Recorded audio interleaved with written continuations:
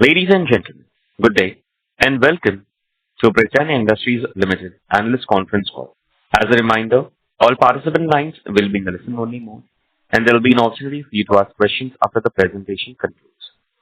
Should you need assistance during this conference call, please signal an operator by pressing star, then zero on your touchtone phone. And now hand the conference over to Mr. Yash from Britannia Industries.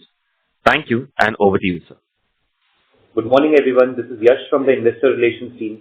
I welcome you all to the Britannia earnings call to discuss the financial results of Q3 for financial year 2025-26. Joining us today on this earnings call is our CEO and Managing Director, Mr. Rakshit Hargave, Executive Director and CFO, Mr. N. Venkatraman, Chief Commercial Officer, Sales and Replenishment, Mr. Vipin Kataria, Chief Manufacturing and Procurement Officer, Mr. Manoj Balgi, Vice President Marketing, Mr. Siddharth Gupta, and General Manager Corporate Finance, Mr. Ramurthy Jayaraman. The analyst deck is uploaded on our website. Before I pass it on to Mr. Rakshit Hargave, I would like to draw your attention to the safe harbor statement in the presentation. Over to Mr. Rakshit Hargave on the remarks on performance. So good morning to everybody.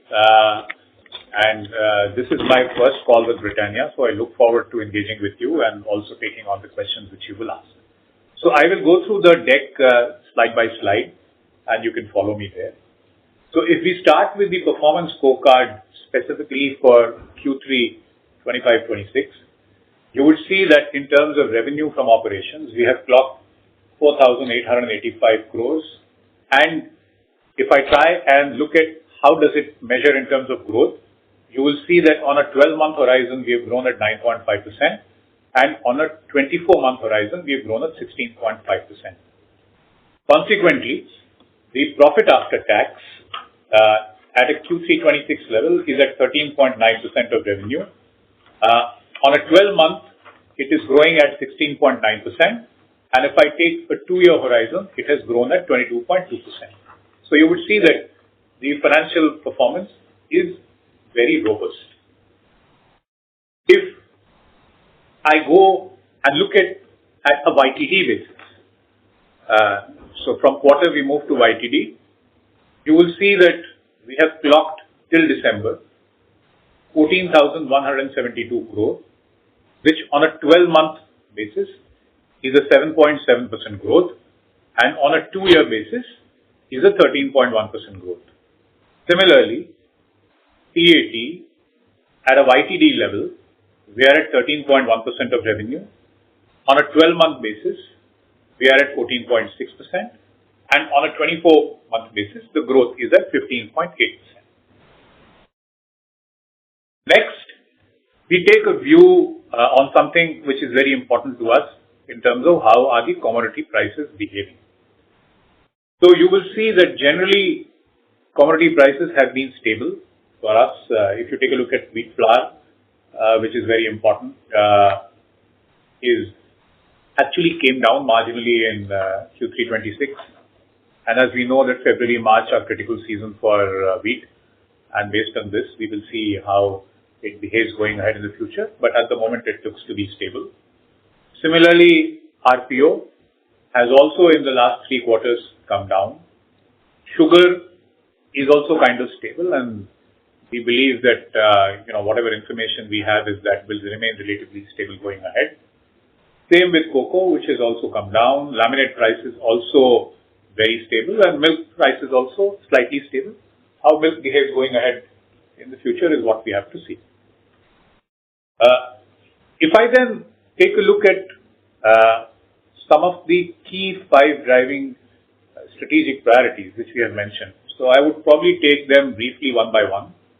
So the first one, which deals with our efficiencies in sales, distribution, and supply chain continues. I think we are consistently striving that how do we bring more leverage in our sales and distribution model, and how do we juice more out of our supply chain, and that works like a good machine.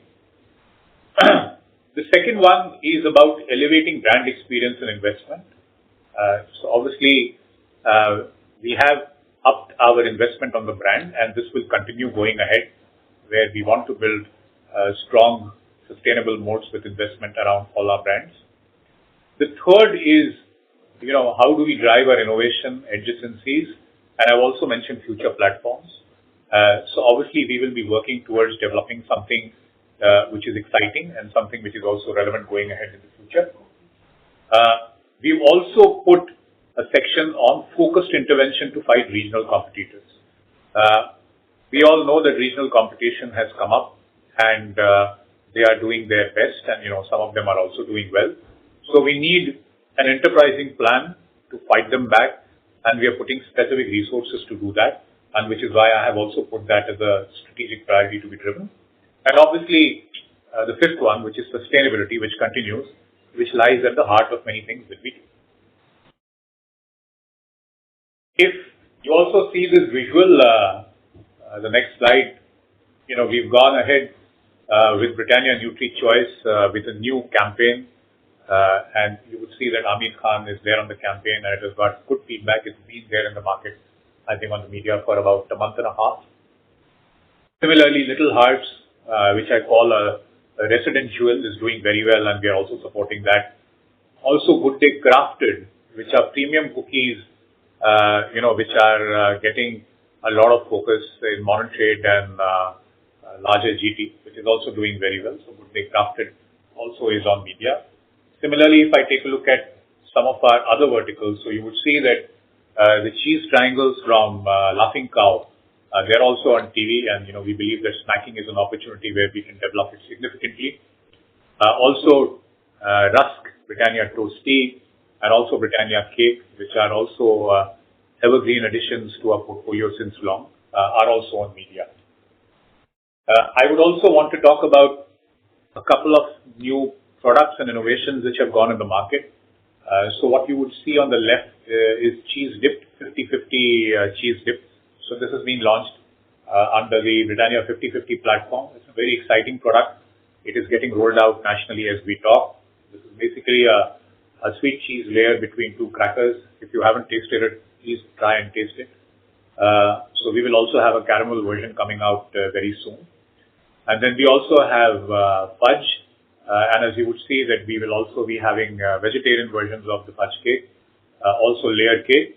And also we've launched what we call as Doodh Mari in select markets, where Mari is strong and there is a lot of equity for milk. So all these are actually entering the market as we talk. Similarly, on what we call is our adjacency business. So, there are new versions of cake. We've also relaunched our Sattvam cow ghee, which is getting a very good response. And as also you will see that our Toasty, which is our rusk, where we are now having a campaign, Karo Ek Karari Shuruaat Toasty Ke Saath. What is interesting is that all these four categories, cake, rusk, croissant, and wafers, are growing in double digits. And we can also see that the traction that they're getting in e-commerce is a lot more. They are literally about 3 times of biscuits. While our cheese business is growing more, I would say marginally, but the other businesses like milk drinks, and we're actually entering into the season of drinks because February is the month when people start building pipeline for winking cow, and ghee is growing much faster. So some points on our sustainability and ESG. So like we said, that building a sustainable, profitable business is at the heart of Britannia. And let me take you through the progress on the ESG KPIs.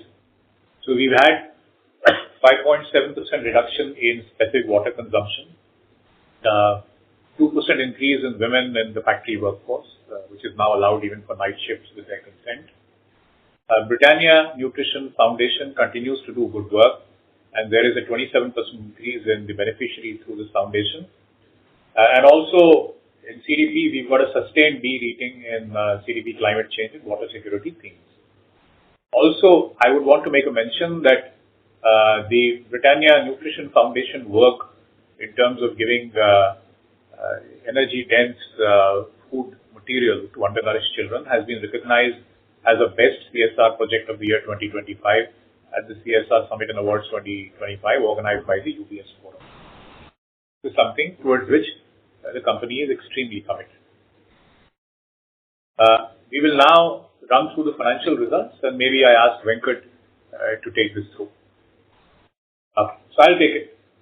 issue. So, like we said, as you will see the trend that we clocked 4,885 crores this quarter. And if you take a look at the last two successive quarters, we've been growing successively. And I said that our 24-month growth is at 17% and our 12-month growth is at about 9%. Similarly, if you take a look at our key financial lines, quarter three, specifically at the consolidated level, sales 9.5%, operating profit at 895 crores at 17.4%, PBT at 919 at 18.1%, and PAT, which is our share, at 680 crores at 16.9%. So you would acknowledge that these are healthy numbers. And if you see the trending quarter-wise, you will see that we have been pretty stable. And actually, in Q2 and Q3, we have moved ahead of Q1, which was a relatively lower number.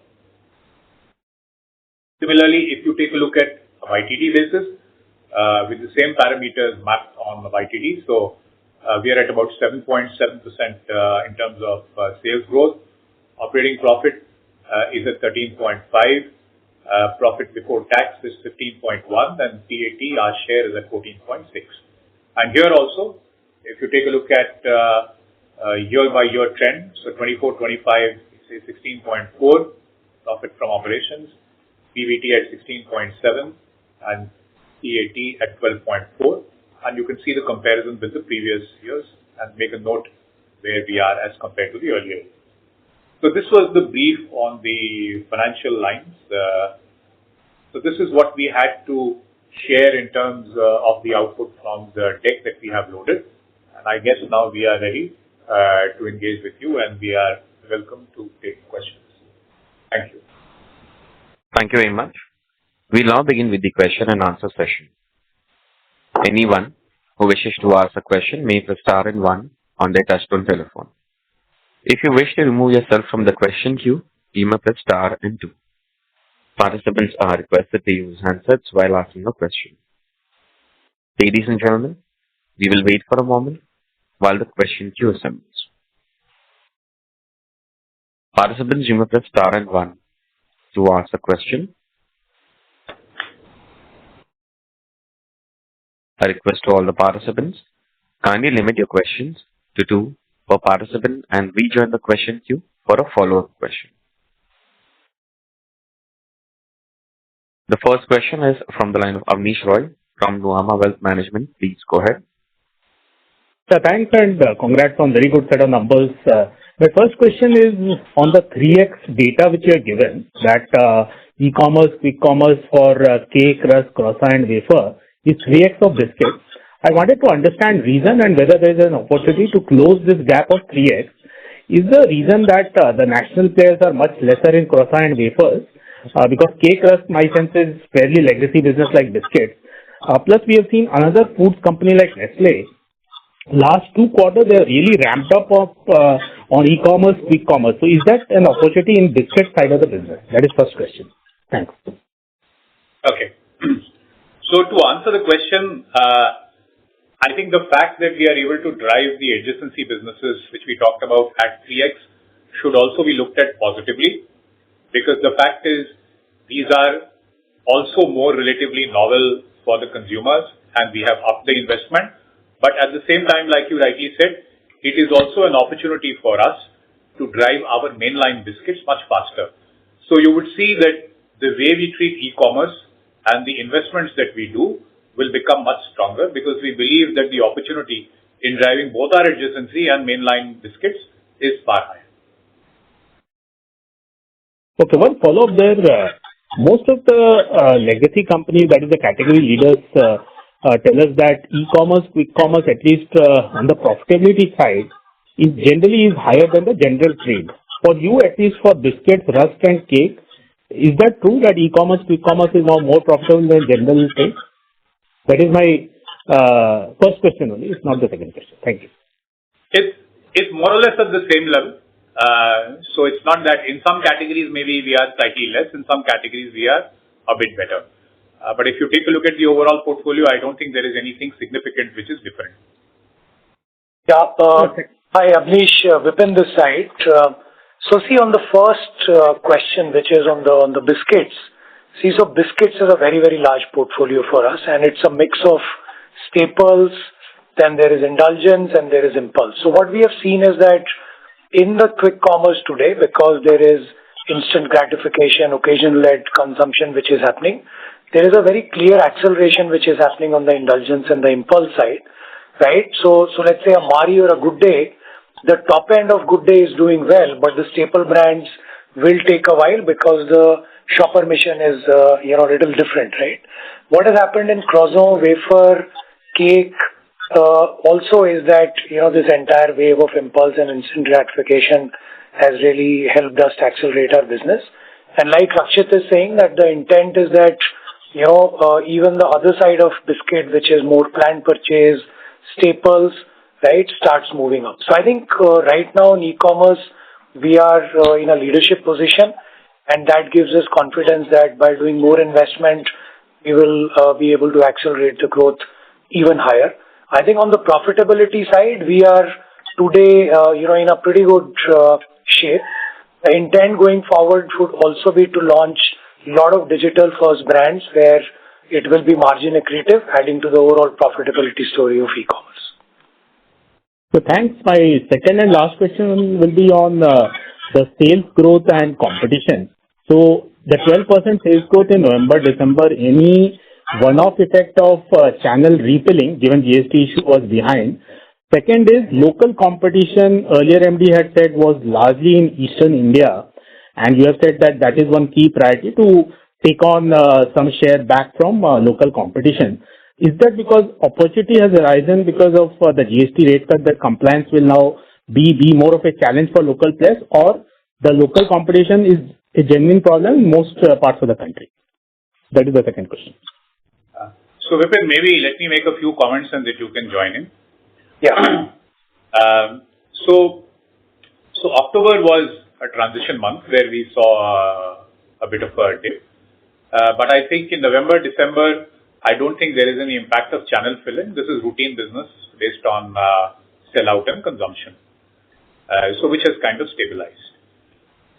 In terms of regional competition, yes, I'm aware that in the past we have talked about regional competition in the East.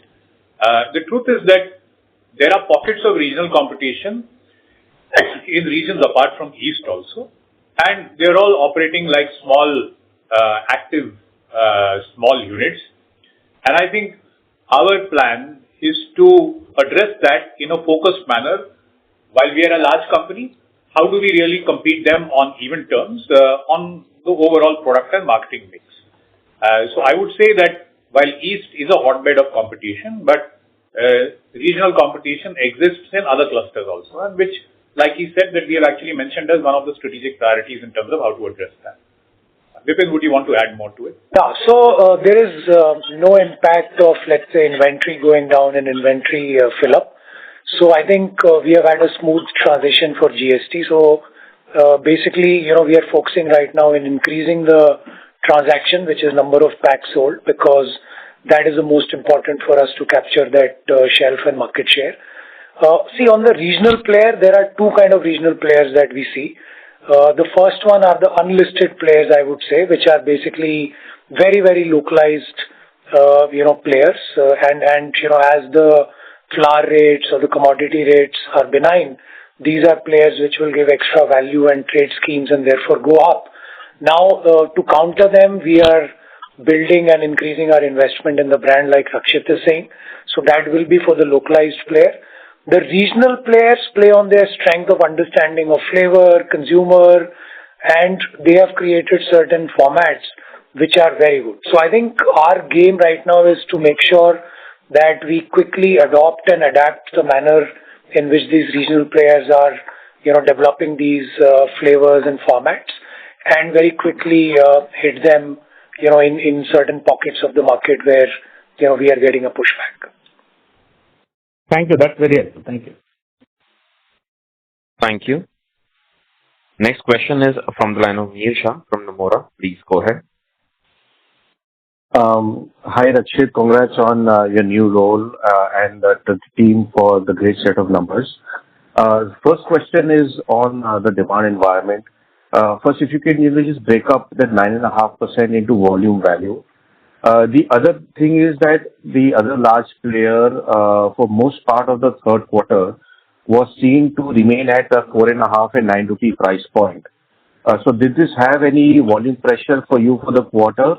And has all the industry now moved back to the 5 and 10 rupee price point with higher grammage? And the impact on volumes on the back of that in the coming quarters? So that's my first question. Okay. So I think, Mihir, thank you for your comments, and I think what you've asked is a relevant question. So if you take a look at the overall value growth we have, so obviously it is a mix of volume and it's also a mix of the higher value realization because of the GST difference that has had.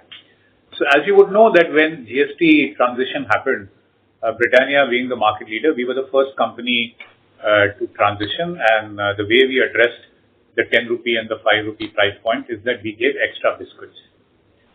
So the option was that you can reduce the price point to 4.5 rupees and 9 rupees. So for a very short interim period to manage the packaging material, we did that. But we were first off the block, moving to 10 rupees and 5 rupees with more biscuits. The implementation of this from the other companies has been staggered. So a couple of national competitors have moved fully, but some of them are still transitioning to the model where they will sell at 10 rupees and 5 rupees. And some large companies have not started that as yet. Now, obviously, that creates a situation in the market, which I also mentioned in the release, that price points post GST are still stabilizing. So obviously what is happening is that when you are going to sell the biscuit at 4.5 rupees and 9 rupees, ultimately the consumer is usually ending up paying 10 rupees and 5 rupees.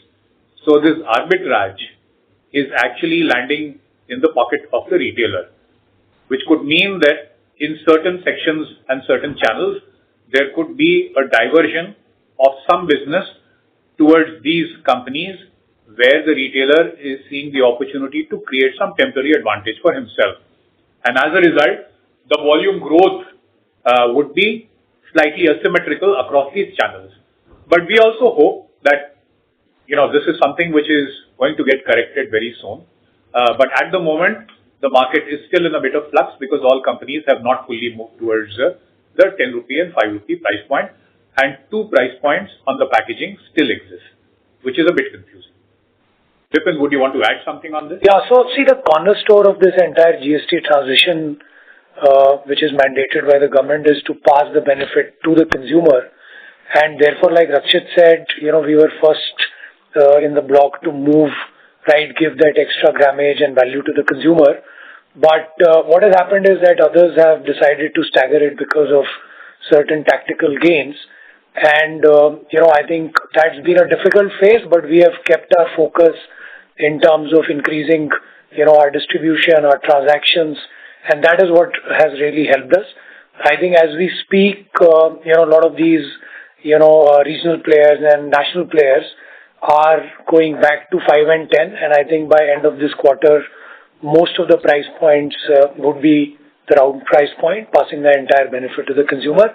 But yeah, in the interim, I think, the trade has gained and, basically people have played that tactical game.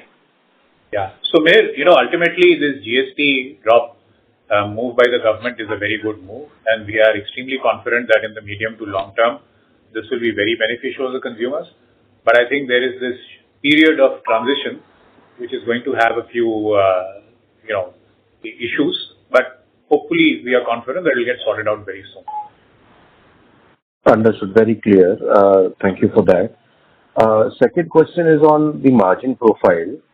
Gross margin, seems to have done quite well. RM prices, the way we see it, continue to remain benign. And the new innovations appear to be gross margin accretive.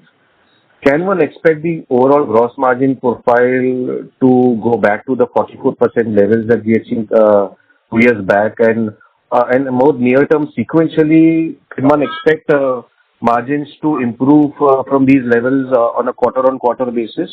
So that's my other question. So, Mihir, we know that the margins that we've had are very good, and a lot of factors are at the moment favorable. So you likely said that the commodity prices are stable and maybe on the lower side. So, while we won't want to make any future forward-looking commitments, but a couple of reality points is that yes, we will be upping our investment on the brand, and I believe that we need to do more. But at the same time, there are multiple factors, there are modes, and I think our attempt would be to balance out the margin and to, kind of deliver something which is exciting. But yes, we will be increasing our investments on the brand. On the historical point, as you said, Venkat, would you want to add something on that? On the historical margin a few years back, which Mihir was asking. Venkat, gross margin had gone to 44% levels, and we had seen some quarters going to EBITDA margins of 20 levels. Wanted to just check, so while we've come up to 20% EBITDA levels, can we expect gross margins to further improve from here, or do you think any investments will be put in back? And the sustainability of the 20% EBITDA margin, if you can throw some light on that one. Mihir, we don't give forward-looking estimates. Yeah.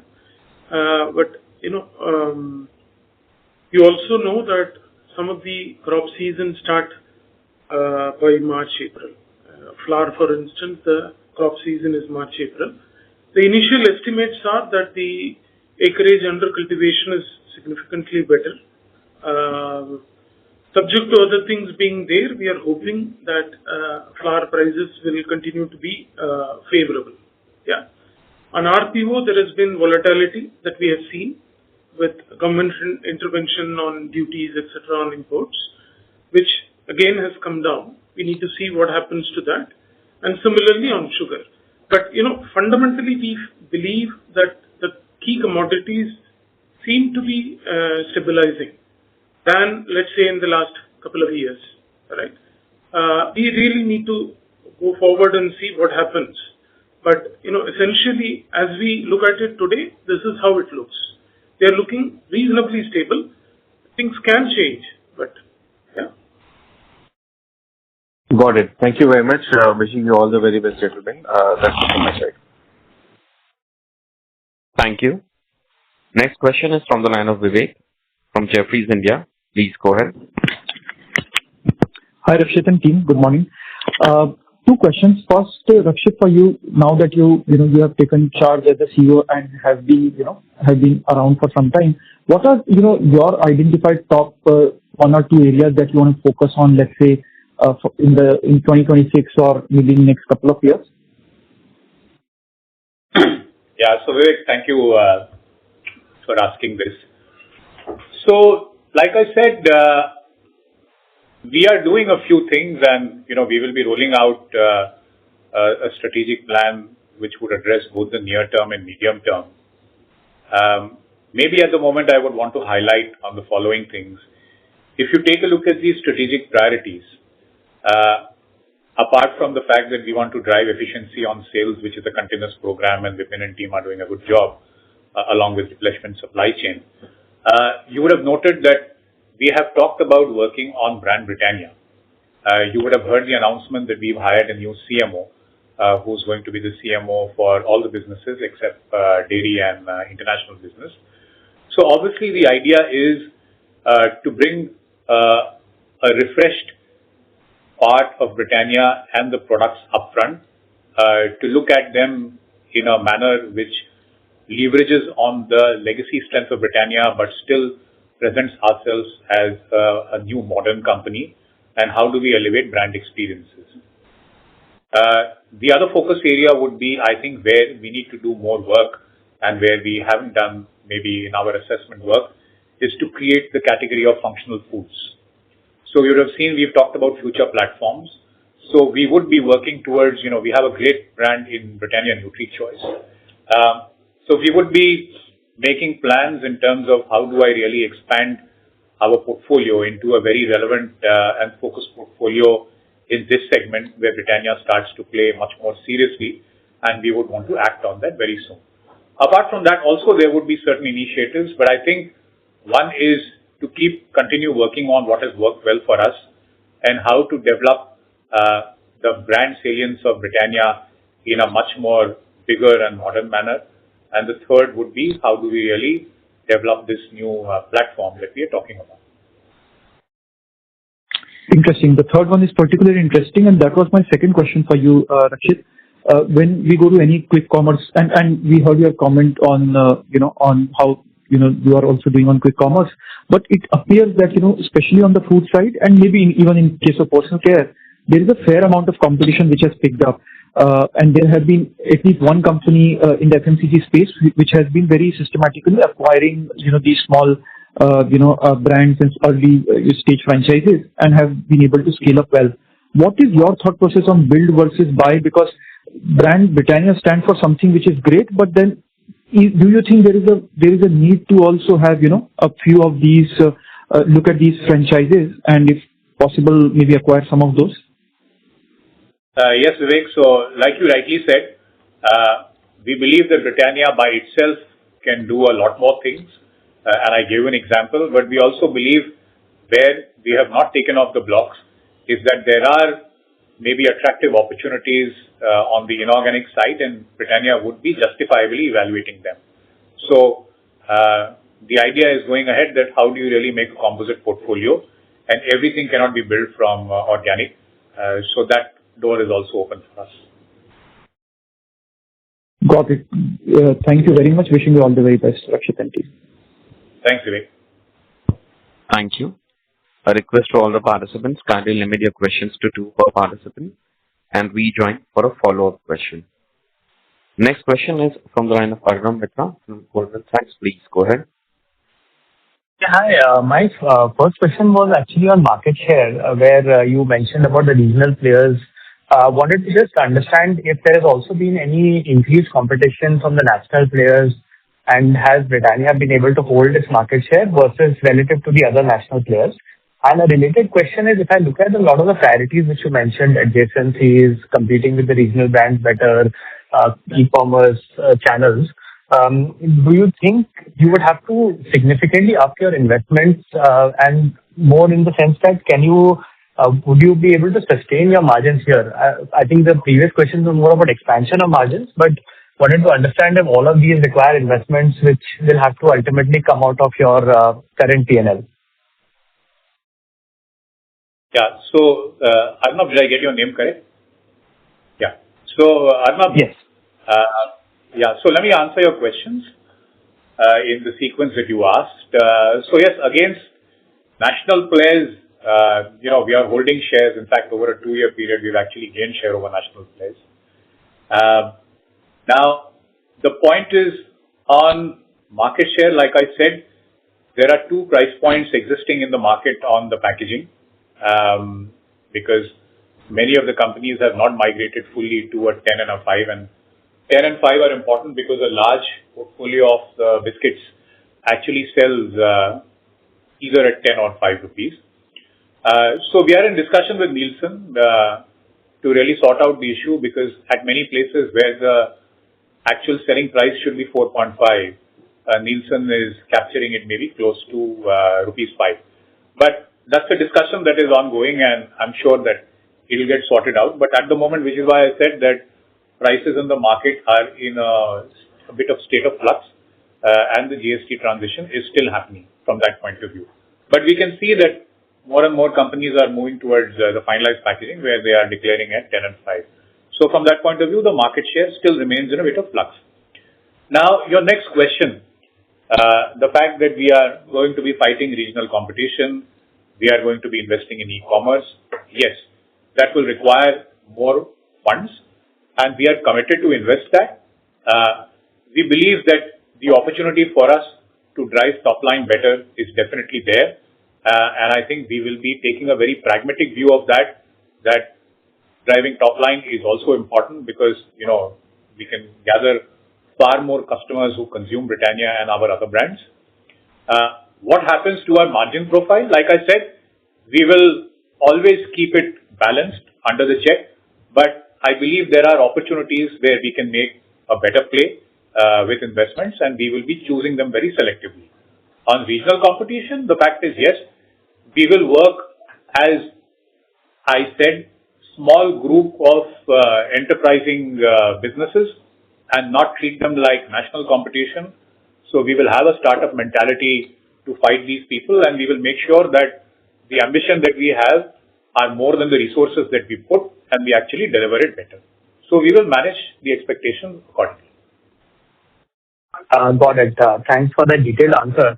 My second and last question is more of a bookkeeping question. So you have mentioned this loss of state finance fiscal incentives to the extent of 65 crores for this quarter is what I understood.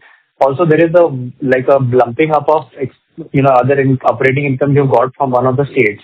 So should one take as this quarter's other operating income minus that state one times incentive you've got as more of the run rate going forward, and any discussion with the states of potentially making up for that or at least partially offsetting that loss of incentives?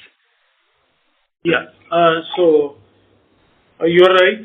The incentive that we got from the state of Bihar is something that accrued in this quarter, and therefore is very specific to this quarter. However, having said that, we also have, as you may have seen, provided for the labor code impact in this quarter to the tune of 48 crores. So in some sense, they neutralize each other.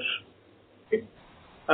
To your second question, in terms of have we reached out to the state governments, we already have, or in discussions with the state government authorities for providing us an alternate ways of providing the incentive that was intended originally. We're talking about converting this possibly into a capital subsidy or of extending the period of incentive or any other form that would be appropriate under the current circumstances. And we are hopeful the government authorities are being very positive. We are hopeful that we should get some relief, not just for us. It's going to be an industry-wide requirement, and it is also going to impact those who are going to invest in future. Got it. Thanks. That's it from my side. All the best. Thank you. Next question is from Percy from IIFL Capital. Please go ahead. Hi, Rakshit and team. Just a question on this GST. It's about 60% in price pointed pack. Percy, sorry to interrupt you, but we are losing your audio. Can you please come in a better reception area, please? Yeah, just one. Is this better? Yes, go ahead. Yeah. So see, about 60% of your portfolio is price pointed packs, which are essentially close to like a single consumption pack. And in this, you have sort of given 12% extra grammage. So about 6 to 7% extra grammage as a portfolio has gone through. And since the net realization per kilo is unchanged, that would mean 6 to 7% extra sort of sales should come through. In light of this, the overall sales growth of 9% is a little low. So what am I missing? What am I calculating wrong here? So, Percy, like you calculated, the 9.5% growth, I said, is broken down both into volume growth and growth coming because of GST. So when I say growth because of GST, it means about, that would translate to about 4.5%. And the rest comes from, because, our products have also rolled into the market sequentially. So it's not that the full quarter has sold at the lower GST rate. But yes, you are right. So about half, 50-50 has come from volume and half has come from value. So because of if basically the GST rate had not changed, does it mean that the sales growth would have been like 4 to 5% in that case? No, but you would also realize that because of the transition and the change, there was a challenge in the month of October. So if the GST had not happened, we would have had a better October. And henceforth, the number would have still been more closer to what we have delivered than because of the factor that you are talking about. Yeah, so I think the underlying growth cannot be called out like that because obviously the environment in which we were operating in quarter three was very different, right? From the competitive scenario to the transition which was happening factory by factory, brand by brand. So I think it cannot be equated per se like that. Understood. So given the fact that these price cuts or rather volume increases were happening. Percy, sorry, we are losing your audio again.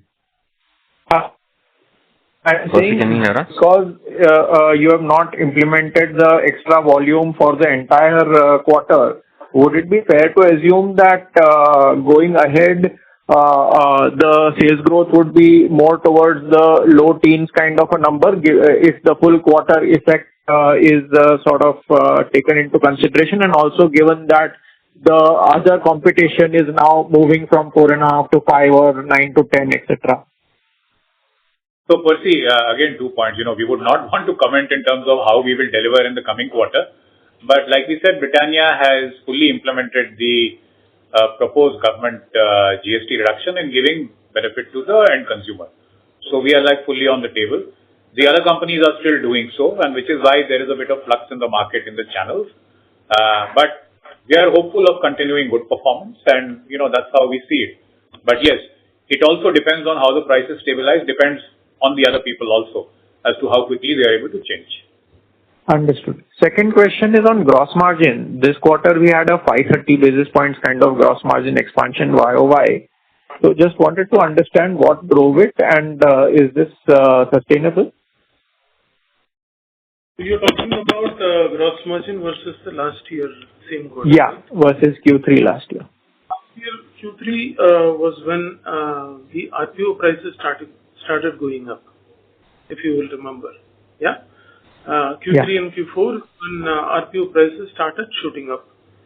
And then we started initiating the price correction activities from Q4 and Q1. Yeah.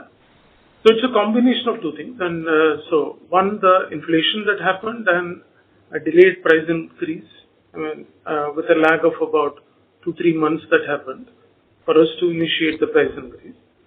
So now with the commodity prices tapering off and the prices remaining stable there, you see that expansion of margins. For anything, this is like a sort of clean number. Yeah, this is a clean number. Correct. Okay. That's all from me. Thanks and all the best. Thank you. A request to all the participants, kindly limit your questions to 2 per participant. Next question is from the line of Nihal Jha from HSBC. Please go ahead. Yes, good morning, Rakshit, Venkat and team. 2 questions, follow up to the earlier participant that in the earlier Q2 call also the earlier MD mentioned about the possibility of 15% top line growth, which is say the underlying 9% that the business has been doing, and the potential sort of 6% coming from the grammage change that is happening on the back of GST. Given November, December are sort of clean numbers at 12%, just wanted to understand that is there a possibility that the growth can sort of uptick to that number in the coming months or quarters? Yeah, so Nihal, like we said, we would not want to comment on whether we can move to 15%. But yes, November and December were clean months and we saw that we delivered close to 12%. But like we also said, the overall market is also, stabilizing. So we'll have to see how it moves on. Sure, Rakshit. Just one more question. You did highlight about the, all the initiatives that you plan to take in the coming months. Would it be possible to give some more granularity specifically on the adjacencies, given all of these 4 categories are sort of very different and divergent? So just some quick thoughts about how you're thinking of each of them. So, at the moment, what I can share with you is that one of the changes that we are bringing on is that the CMO is going to be responsible for brand Britannia under all the verticals, which also includes adjacencies, which basically for us is, croissant, rusk, and cake. Earlier, they were managed as a separate business, and the marketing head was not directly accountable for that. So we expect to bring in synergies, common themes, and I have identified areas where there could be a multiplier effect because we treat them as a part of an umbrella family. So at this stage, I can tell you that one of the objectives of bringing in a CMO for the overall business was to also bring about more relevance for this portfolio, and that is one of the things. You would also see more innovation coming also on the mainline business and also on these. So obviously we will accelerate. And I think with a CMO, the ability to collaborate and work with R&D more proactively and in a more agile manner will also be better. So that's what you will see, and when we do more things, we will share them in the future with you. Sure. Quick follow-up. Anything on distribution or pricing for these adjacent categories, which can potentially look better or different? Maybe, Vipin, you would want to comment on this. Sorry, I missed the question. Can you please repeat? No, I was just checking. Rakshit mentioned about umbrella branding sort of for the adjacencies also. Incrementally, any changes on the distribution or the pricing structure for the adjacent categories which can change in the coming months? Yeah, so see, I think last year, which is, the calendar year 25, has been little turbulent for us because we did some price changes because of inflation, which didn't go too well in the market, right? So we learned our lessons the hard way, and we came back with those, very competitive price points. And, as we exited calendar year 25, our growth rates have been pretty good. So I think whatever we had to do in terms of, doing the right pricing against the local competition or national competition or driving distribution has been taken. And like Rakshit said, I think a lot of brand investment will start happening in some of these categories because cake and rusk are fairly large categories. They are, bigger than even some of the biscuit brands. And I think a lot would be done on the brand side so that our offtakes, our pull, our repeats are good. And that is then augmented, by good distribution both in urban and rural. And then what we have also found is that, in modern trade and e-commerce, where you can build discoverability, where the conversion is more instant because you're doing activations on the platform, right, is again going to be a big focus area. So therefore, the salience of these brands is increasing in these channels, and that's a very welcome change. So basically, going forward, omni-channel approach, very strong price points, pushing back local competition, and the overall brand investment is what we will drive, adjacency growth. Got it. Thank you so much. Thank you. Next question is from the line of Harit Kapoor from Investec India. Please go ahead. Yeah, hi, morning. Just, one thing on this 12% growth in November and December, how much of this was volume driven, both organic plus GST led, and how much of it was the carry forward impact of pricing over the last, say, 3-4 quarters, which we had done? I think we had done something in Q4 of last year. The reason I ask is, we anniversarized this from Q4.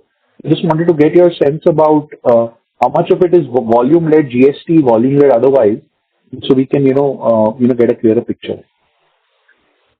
Yeah, so Harit, like I said, the 12% is equally divided between volume growth and the growth that we are realizing because of higher NSV realization as a result of rate reduction. So it's about half-half. Got it. Okay. So this one more dimension I would want to add is that the consumption, the way people consume our categories also changes quarter by quarter, right? And therefore, to put any forward guidance on those numbers would be very difficult. I think because, like Rakshit has been saying, there is flux in the market and there is a consumption angle, right? So I think quarter 4, what we will see is healthy growth, but can't predict right now. Understood. Okay. And the second thing, was for Rakshit. So, there have been, as you mentioned, the team addition has happened. You called it out in a release yesterday. Just wanted to get your sense about whether you feel that, at least from a people perspective, are there other pieces that will get filled up over time? Is there need at all, etc., as you further this growth agenda? I think there was a bit of disturbance on the call. Can you just repeat your question again, Harit? Yeah, my question was regarding team additions, and do you believe, in order to kind of further your growth agenda, whether e-commerce or innovation or otherwise, you would need to kind of, further, add a team member, especially like you have, announced the CMO addition? So what I'm answering to Harit is that, so obviously we made an announcement yesterday. The way I would put it is that we have an overarching overall people agenda. And the people agenda means it's a combination of positions, it's a combination of our ways of working, it's a combination of creating a high energy organization. And, we've already been a very admired company, but we really want to take it to the next level in a very, very relevant manner for today's world. So I don't want to share more details on the people agenda right now, but you will see that we will move fast and we will really do what needs to be done to make Britannia sharper, focused, and very relevantly aggressive. Great. Wish you all the best. Yeah, thank you. Thank you. Next question is from the line of Amit Sachdeva from UBS Group. Please go ahead. Hi, thank you for taking my question. So my question is on, cheese category. So obviously this category was supposed to be the driver of your dairy, or at least the bellwether of the dairy foray and the value addition and things like that. But for some reason, the milk or the flavored milk has grown, and other extensions in dairy has grown. But cheese, which was supposed to be, the bellwether for this initiative, has not worked, and clearly for several quarters. And is there a thought process how, and it's supposed to be high growing as well. What is the thought process here, given the investment that you already made, JV that you did, how cheese as a category will be resurrected? That's question number one. And I'll ask my second question later. So yes, like you said, cheese has been a slow starter for us, and we acknowledge that. But let me tell you some of the things that we are doing to be able to correct that. As you would have noticed in the month of December, we also now have a new head for our dairy business, who also is involved to head what we have is our cheese business, which is housed under Britannia Bell Foods, which is our JV with the French company Bell. So obviously we are looking at cheese from all angles. So we know that we have capacity, but I think to add that there is work that is being done to make our cheese portfolio more attractive. There is innovation which is happening. But mark my words, we are already the second largest player in cheese slices after the market leader. And we have a reasonably good position in general trade and also in select modern trade. But we are looking at innovation, we are looking at price points. We have kicked off a much more solid relationship with our JV partner in terms of what we can do. So you will see initiatives on cheese and also working much more closely with some of the modern trade customers where we have not been able to make more headway. And you will also see new propositions coming in. So like we said, cheese is important for us because I think from a brand perception point of view, Britannia's domain connectivity with cheese and dairy is high, and we would want to really leverage that. So I could say that we are starting a new leaf to be able to put a lot more focus here. Got it. Thanks so much for that, Akshay, and we look forward to hearing more on cheese.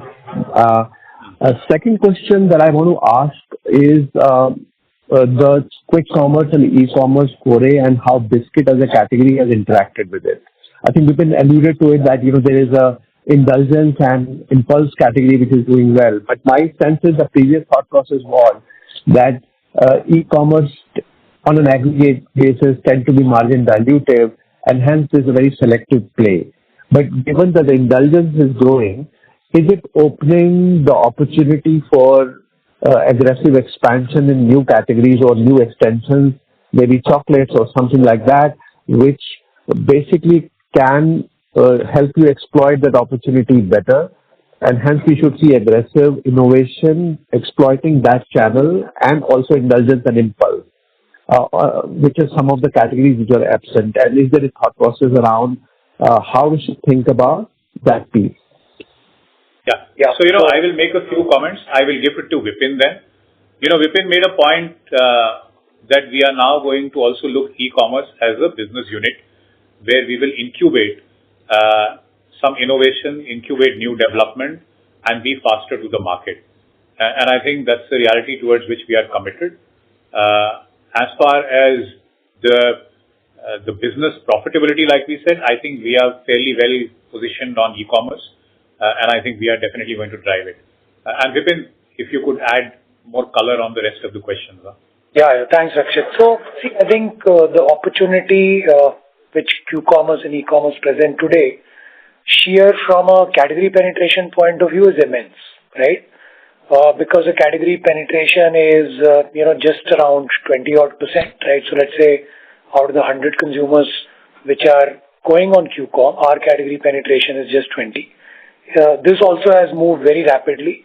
And, as a market leader, as a brand, we would want, this category penetration to go up. So therefore, our entire joint business planning with the Q-com customers is basically how do we expand or, deeply penetrate in terms of categories. Now, within the categories, there are staple categories, there are impulse categories, there are indulgent categories. And therefore, when I'm talking about this 20% kind of penetration, that's at an overall biscuit level. And therefore, there are a lot of layers which we can really unfold and we can keep accelerating that category penetration, right? So therefore, the growth will keep coming, from a category penetration point of view. The second, what's happening is that the density of the dark store is going up in the top 15 metros, right? So I think that's, again, a big opportunities. Today, Q-com is going to 150 plus cities, right? That's another dimension of opportunity. The fourth dimension of opportunity, what we call now is resident jewels, which is that, while we have so many brands, but there are certain brands where we have underinvested. There is good margin profile of these products, and therefore let's invest rightly in these products, right, before we set up this entire business unit, which Rakshit just spoke about. So let's say Little Hearts in our portfolio is a brand which I think we have not, invested enough, we have not focused enough, and therefore there are those resident jewels which we will start focusing, and that's very apt for Q-commerce and e-commerce, and therefore what we have seen initially is very, very good growth, right? What we are also saying is that whatever and investment that we do will also be synchronized on the platform so that what you see on digital, what you see on TV will also come alive on the Q-com and the e-com platform, and therefore there is a complete, 360 experience, uniformity of experience that a consumer sees. Then there is a fifth leg which I spoke about, which is how do you make sure that our margin profile keeps moving up, right? So therefore, what we are saying is that there are a lot of, these resident jewels where the margin profile is already good, and then what we are launching specifically for Q-com will give me a creative margin, which will ultimately start translating into good profit from operations. And, we are already ahead of, the competition, both in terms of our market share as well as profitability. So we are very clear and excited about this entire transition which is happening, right? And that gives us an opportunity to give the right kind of assortment at the right kind of margin to the consumer. Got it. Vipin, if I may ask, what is the current e-com and quick-com, like a revenue salience for you, and where you see, say, 2 to 3 year view where it could be? See, so right now it's high single, and we know that every quarter this is moving up, right? So what we will end up with a high single salience. I think this certainly will move very quickly, maybe to the early teens or tweens, right, is how we see this going forward in FY27. Thank you very much, Amit, for your question. Ladies and gentlemen, we will take that as the last question. I'll now hand the conference over to Mr. Yash for closing comments. Thank you everyone for spending time with us on the call today. We look forward to interacting with you again. Thank you again and have a good day. Thank you very much. On behalf of Britannia Industries Limited, that concludes this conference. Thank you for joining us, and you may now disconnect your line.